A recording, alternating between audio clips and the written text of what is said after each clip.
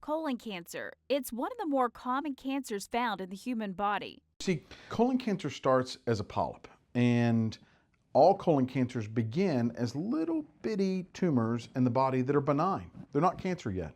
It takes about 10 years for that polyp to become cancer. Problem is, there's usually no symptoms. In fact, the books would say they don't have any. You see, cancers themselves don't generally have nerve endings, and particularly ones in the colon.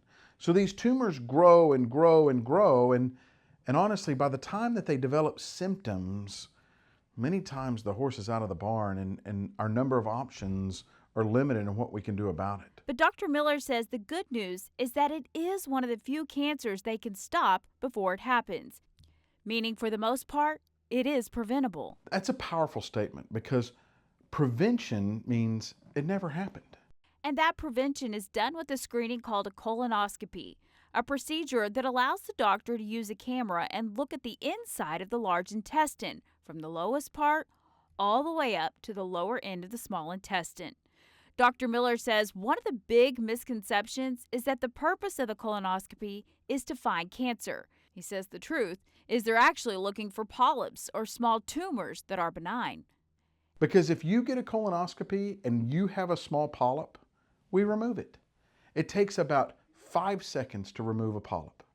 And that is the difference in somebody going from in their life developing a potentially fatal cancer, or they simply take out the polyp and go about their business. And the procedure itself only takes about 15 minutes.